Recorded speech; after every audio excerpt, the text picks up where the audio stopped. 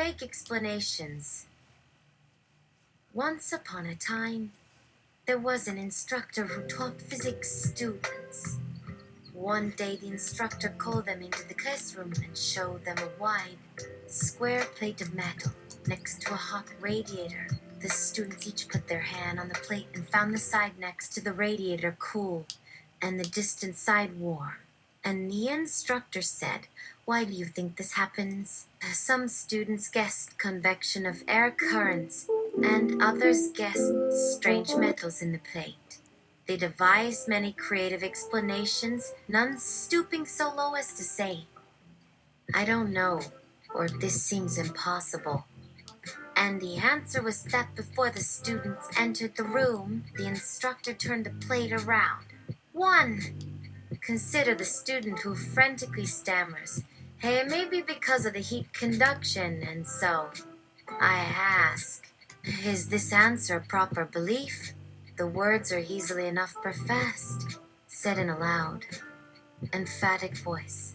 But do the words actually control anticipation? Ponder that innocent little phrase, "because of," which comes before heat conduction. Ponder some of the other things we could put after it. We could say, for example, "because of phlogiston," or "because of magic." Magic! You cry. That's not a scientific explanation.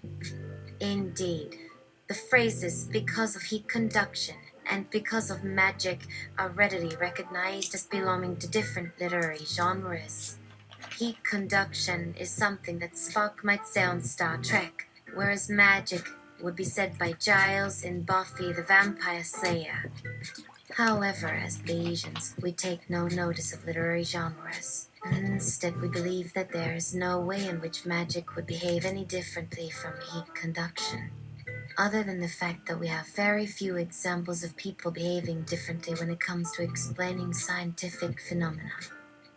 But there's a mystery that keeps me up at night when it comes to the logic and decision-making of humans.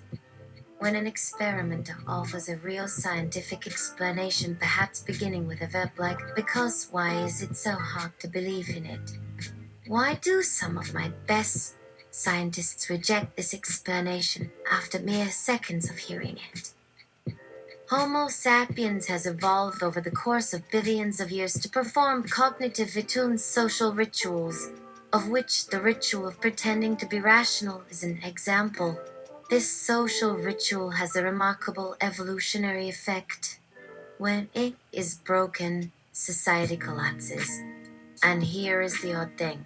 If we survey humans as a whole, humans fail to take that important social ritual very seriously. This means that nearly all of our scientific explanations, everyone in our world, have no factual support behind them, which makes me believe that something must be amiss.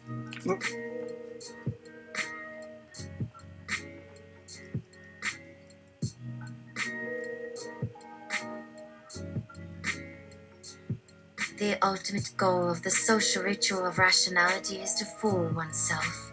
Perhaps it is impossible to convince oneself that there are facts behind some explanation.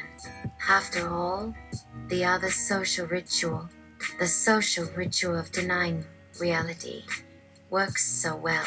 For if one accepts an explanation that appears to be unfalsifiable, there is a self-canceling tendency not to confirm it. Because an unfalsifiable hypothesis can't be tested, this leaves a person with the illusory belief that the hypothesis has no particular counterfactual effect. Imagine you're driving down the road with some vague explanation as to why an old lady in a gray coat kept dodging your headlights. Hey, maybe the lady has gray hair so that she could hide behind it as she was riding on her motor scooter, avoiding our headlights.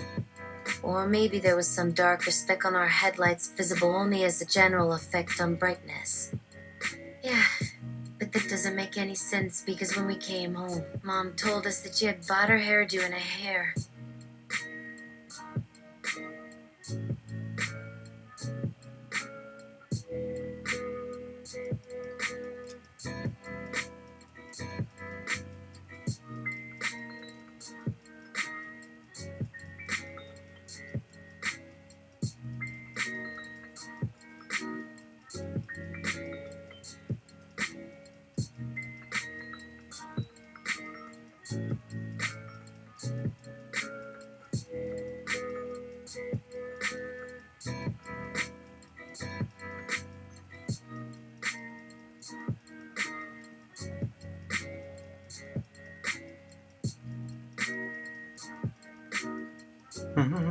Oh, in the hair something.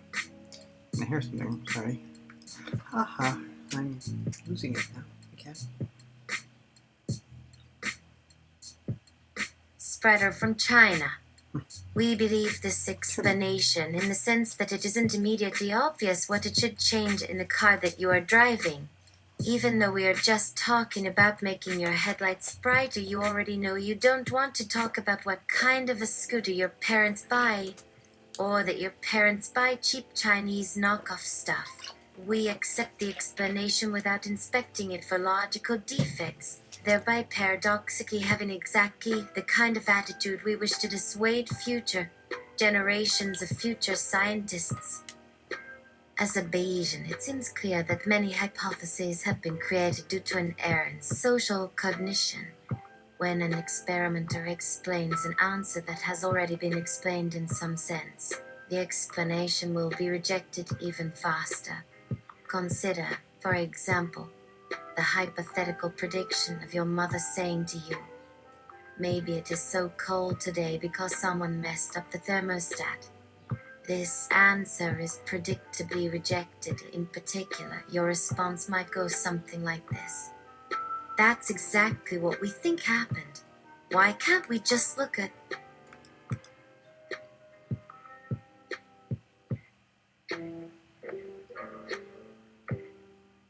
the thermostat instead?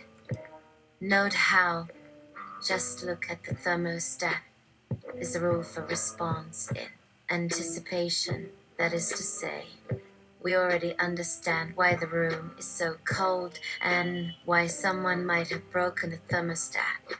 An answer based on just looking at the thermostat doesn't actually refute anything. After all, when just looking at the thermostat has failed to stop the coldness, we had already announced our intention of doing so before our mother suggested anything. If this, just looking at the thermostat, thing really worked, how would it fail to do so? This would be like just looking at a horse in chess. Would we really explain so differently our hypothesis by doing something we already expected? If just looking at a thermostat actually stopped a room from becoming cold, that would imply that, at some level, it actually warmed the room as soon as our eyes began moving there. And in the social sense of doing the right thing, how would doing it in just that particular way prevent that from happening? Nevertheless, for reasons I will soon explain, it does appear that many things which people believe really work for them, despite appearing irrational to people with greater insight. For example, if your friends invite you over to hang out on Saturday, but they get confused about what day that is on, how do you handle it? It's obvious what happens when someone believes it is Friday. She probably doesn't plan on doing anything today. It is easy to see that we should predict from this kind of history that people are almost certainly confused on the question of what day is today. Indeed, confusion with any aspect of days has an enormous effect on daily activities, not least because we plan around Monday. Yet, these consequences are clearly visible. It should be straightforward to recognize what they would look like, especially given that everyone lives in the same calendar society.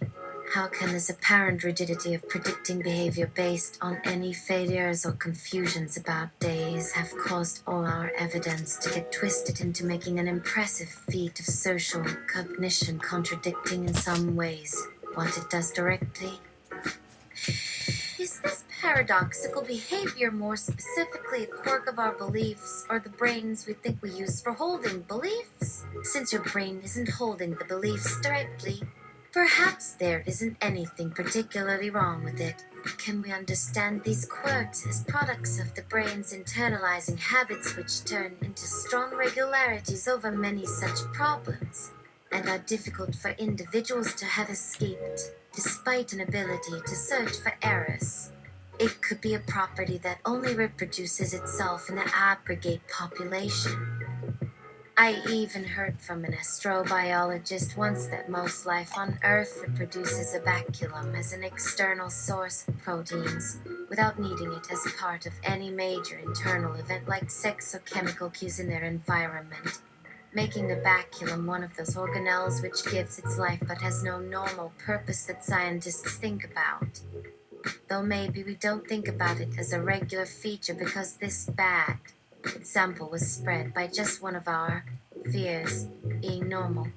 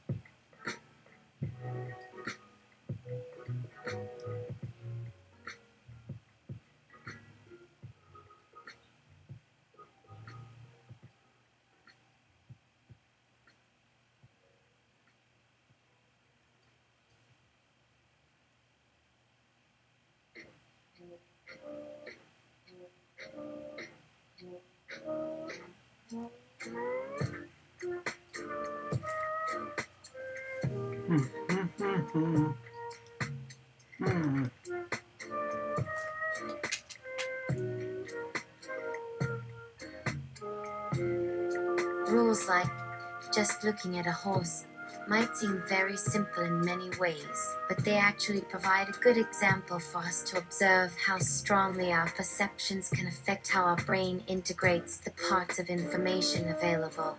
Say you are playing a board game, and you roll the die. Should you not check? Because saying, "it didn't hit my side," sounds to us like an interesting explanation which justifies holding the die. That is, explanations always do that.